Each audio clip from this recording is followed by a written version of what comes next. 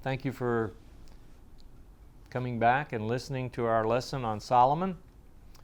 This will wrap up our series of lessons on Solomon today. So what I want to do is kind of go over and review Solomon's life. As you remember, the theme of these lessons have been Solomon's wealth, Solomon's wisdom, and Solomon's women. And so over the course of the series of lessons, we've delved into a lot about his life. We've looked at his wealth and how he consolidated the kingdoms. And then we've looked about his relationship with women. And we ended our last lesson with reading several of the passages in Song of Songs, which is kind of his greatest one of his over 1,000 songs. So what I want to do today is review a little bit about what we've talked about over the last 11 lessons. And then I want to end with what can we learn from Solomon's life? What can we today, here in 2020, what can we learn and profit from our study of Solomon? So again, we started the series of lessons, in 2 Samuel, where we talked about his birth. And if you remember, Solomon was the second child of David and Bathsheba. And if you remember the story of David and Bathsheba, it's not really a pretty story.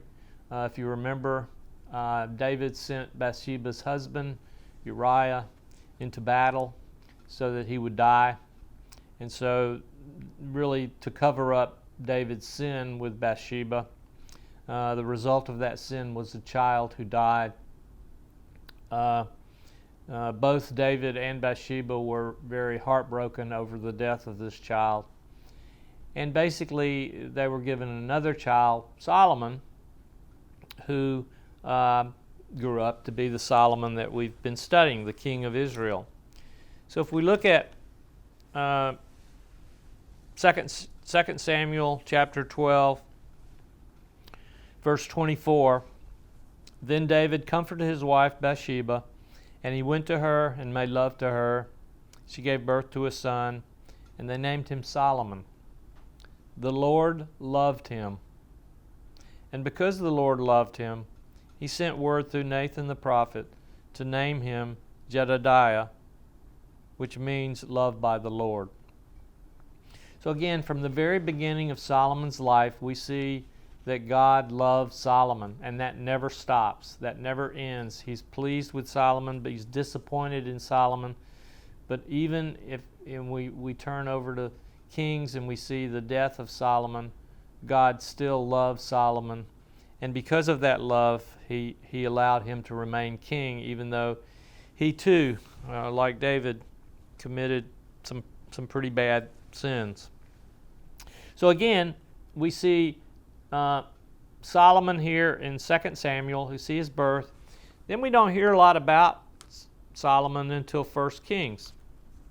And again, 1 Kings tells us about the first kings of Israel. And so the path that Solomon took to his kingship was not direct. If you remember, David had many sons, had several sons, and several of them tried to take the throne from David, the most famous one being Absalom. And then the next one was Adonijah. And so, but there were two people in Solomon's corner that were very important. The first was his mother, Bathsheba, and the second was the prophet Nathan. And so because of these two, Bathsheba and Nathan, they both approached David and reminded David of his oath that Solomon would take over the reign of the kingdom after David. And so even though Adonijah set himself up as king, when David basically said, Solomon, you are now king, then everything fell into place. Solomon became king. But he was very young. We think he was somewhere between 15 and 20, probably closer to 15 years old. Solomon knew that he didn't really have the wisdom to be a king of such a big and prosperous nation.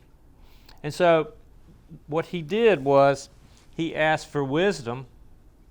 And this is over in chapter 3 of 1 King. God basically comes to Solomon and says in verse 5, chapter 3, 1 Kings 3, verse 5, at Gibeon, the Lord appeared to Solomon during the night in a dream, and God said, ask for whatever you want me to give you. Solomon answered, you have shown great kindness to your servant, my father David, because he was faithful to you and righteous and upright in heart. You have continued this great kindness to him and have given him a son to sit on his throne this very day. Now, Lord my God, you have made your servant king in place of my father David. But I'm only a little child and do not know how to carry out my duties. Your servant is here among the people you have chosen, a great people, too numerous to count or number. So give your servant a discerning heart to govern your people and to distinguish between right and wrong. For who is able to govern this great people of yours? The Lord was pleased that Solomon had asked for this. So God said to him, since you have asked for this, and not for long life or wealth for yourself, nor have asked for the death of your enemies, but for discernment in its ministering justice, I will do what you've asked. I will give you a wise and discerning heart, so there will never have been anyone like you, nor will there ever be. Moreover, I will give you what you have not asked for, both wealth and honor, so that in your lifetime you will have no equal among kings. And if you walk in obedience to me and keep my decrees and command, as David your father did, I will give you a long life. So here we see Solomon at the first of his young life asking for something that we all should ask for, a wise and discerning heart. And the importance of this cannot be understated. Solomon was going to have to make major decisions, not just about his own personal life, but about the kingdom, the people who he ruled. And he showed a lot of wisdom in what he asked for. He asked for a discerning heart, a wise mind, so that he could make good decisions for his kingdom. So again, this goes back kind of, if we remember what Jesus told us about the two most important commandments, if you remember that, is to love your God with all your soul, your heart, and your mind, and love your neighbor as yourself. So this is a precursor to that in some ways, in that Solomon was thinking of his people. He was thinking not of himself, but he was thinking of his people. So he was really loving his neighbor as himself. And this is going to be important because we know that Jesus was a learned man. He wasn't a formally learned man. He wasn't like a PhD like we would have today, but he was more a self-learned man. And we know that he studied the Scriptures because many times he quoted the Old Testament, or the Scriptures in the Old Testament, and he told the rabbis, don't you know what this says? You should be the most learned people around. You should know what this means. And so he did know a lot about Solomon, I believe, and he studied Solomon. Now again, he didn't have this. This is very convenient for us in that we have the Bible that puts a lot of these stories in a very concise and detailed way, and we're very fortunate that we've had people over many centuries develop the Bible and refine the Bible. And so at this point we see Solomon asking for probably the most appropriate thing he could have asked for, which was wisdom.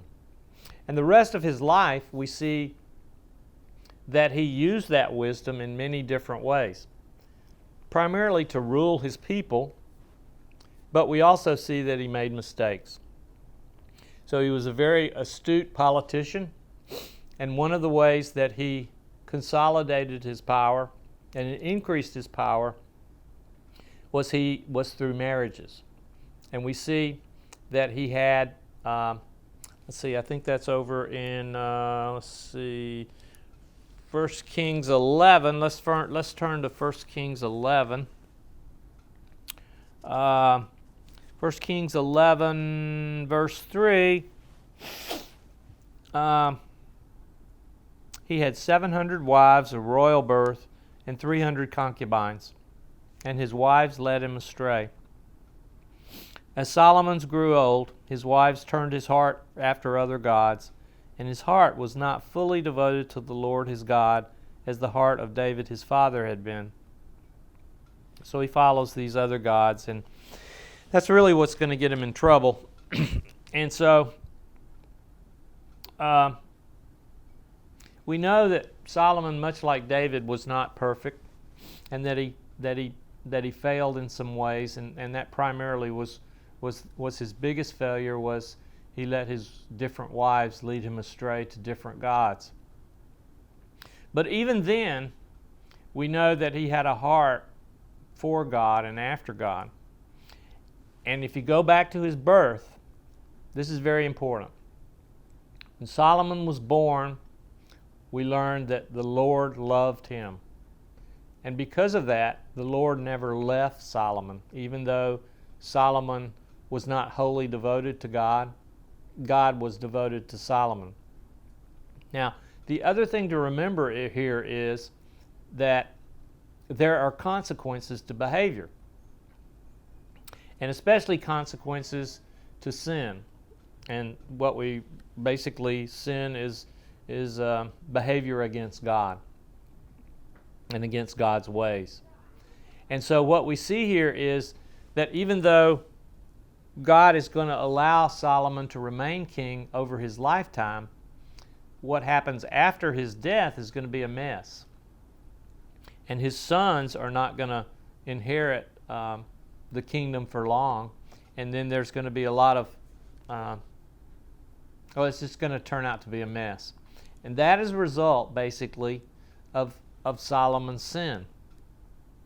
Now, from there we move to Solomon's Proverbs and eventually his songs.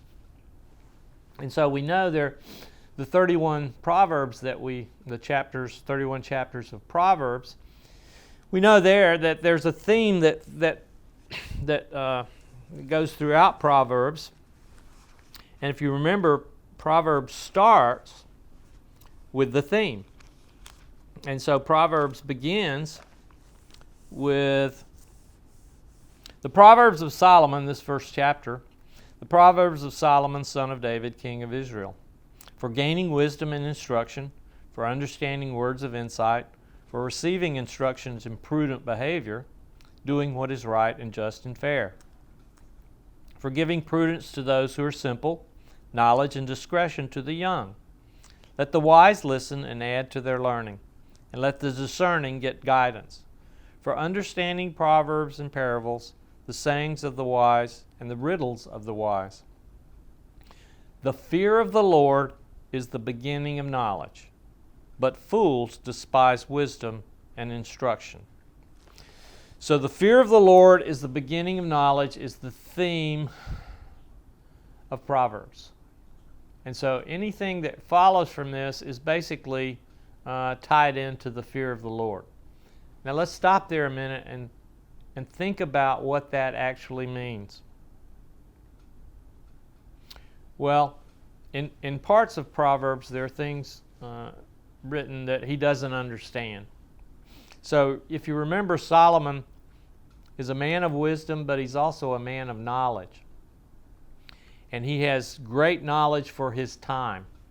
We talked about his youth. We don't know a lot about his youth, but we do know that he grew up in the king's court, and he was around a lot of knowledgeable people.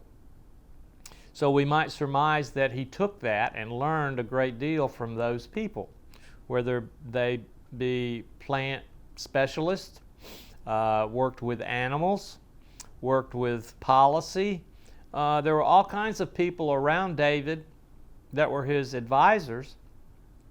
And so basically, Solomon had a wealth of knowledge that he could draw from.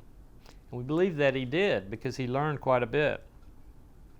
But he states that the beginning of all knowledge is the fear of the Lord.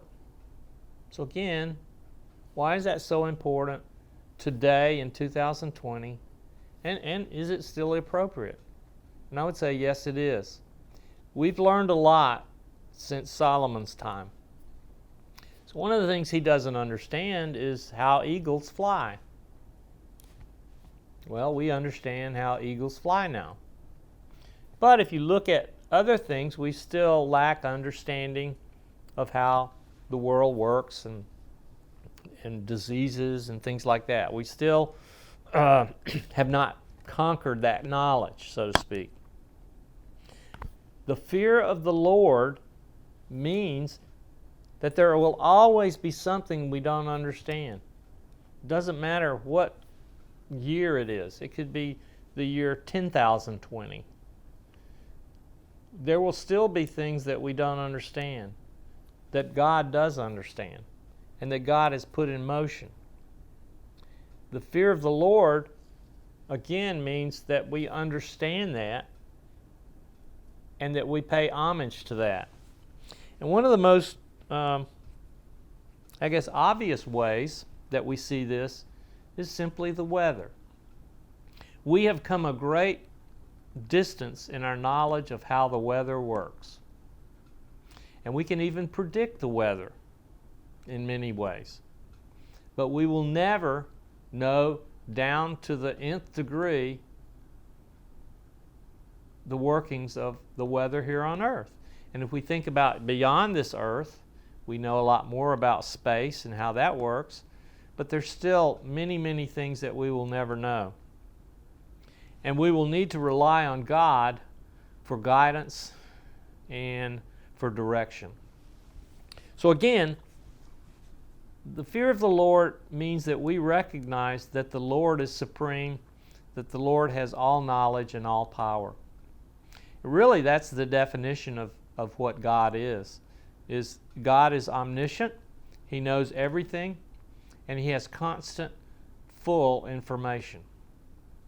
And there is no way that we will ever have that kind of knowledge, nor that kind of breadth and depth of information. We're trying to do that. We've come a long way, but that will never happen. There's too much information, and there's too much knowledge to know.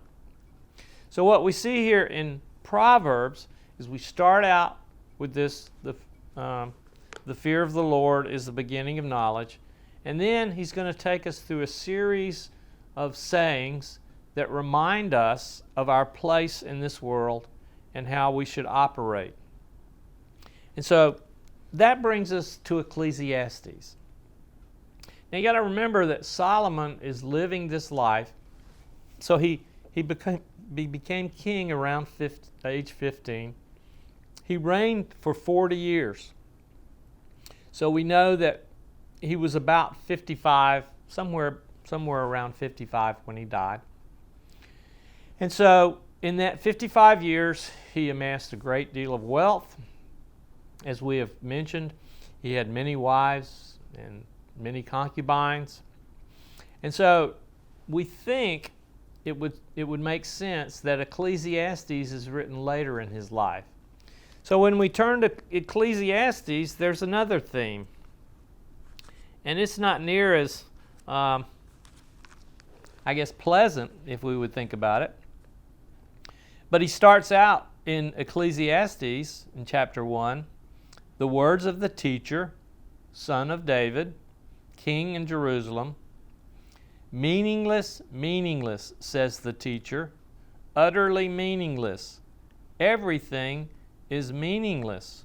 Generations come and generations go. but the earth remains forever. The sun rises, the sun sets, and hurries back to where it rises. And so on and so on. So, and he even says that wisdom is meaningless.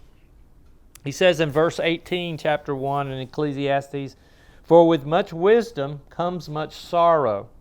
The more knowledge, the more grief." He talks about pleasures. They're meaningless. And he goes on and on about this until the end. And again, we need to remember that this was after, we think that he probably wrote this later in his life. And he says, at the end of Ecclesiastes, he writes, "Of making many books there is no end, and much study wearies the body. Now all has been heard. Here's the conclusion of the matter. Fear God and keep His commandments, for this is the duty of all mankind. For God will bring every deed into judgment, including every hidden thing, whether it is good or evil." So he comes back to his theme where he began Proverbs. He starts off Ecclesiastes, everything is meaningless. He ends Ecclesiastes with saying, here's the conclusion, and it's the same thing I told you over in Proverbs. Fear God and keep His commandments, for this is the duty of all mankind. You got to remember, Solomon was king of Israel. He was the most famous king of his time. Israel had become a powerful nation, full of wealth and knowledge. Solomon knew and had been through a lot. He also had fallen off his way, so to speak, and worshipped other gods. Because of that, there were consequences. So at the end of Ecclesiastes, he says what? Fear God and follow His commandments. Because he knew what would happen to you if you didn't. And he does throw this in also. For God will bring every deed into judgment, including every hidden thing, whether it is good or evil. Often we think we can do things and not be found out. Well, maybe you can, and maybe we will. But God will judge every deed we do, whether it be good or bad. And there are consequences to every deed that we do also. And this is something that we need to learn early in life. And I believe Solomon didn't know this. He knew that, kind of theoretically, but it's a different case when you have to actually apply it. Now, so we follow this Ecclesiastes with the Song of Songs, which we discussed in our last lesson, which it really is the most famous of Solomon's songs. We know again that he wrote many songs, and it's a passionate love song between a man and a woman, which is good. This shows us that Solomon also had passion. He had appreciation for beauty, and his lover had an appreciation for him. And this is a good and worthy and godly thing. So again, when we look at the completeness of Solomon's life, there's not many individuals that had as full a life as Solomon did. He rose to the height of power. He was at the height of knowledge. He was at the height of arts and beauty. And we know that because of this, we remember him today. And again, we remember him primarily for three things. We remember him primarily for his wisdom and what he taught us in Proverbs. We also remember him for his wealth and the wealth that he amassed and how he built the temple, how he built his palace, how he built cities. We also remember him for his women. And again, he appreciated the love between a man and woman. We see that in Song of Songs. But he also appreciated the love between a husband and a wife. And again, at the end of Proverbs, we have the sayings. Let's just turn there for a minute, because I think this is a good way to end this series. The sayings of King Lemuel. And at the epilogue of this, he talks about the wife of noble character. And so again, he talks about the important decision that we make when we choose a spouse. We talked about this in our lesson on that section. We don't have the characteristics or the husband of noble character, but there is a flip side to that, the wife of noble character.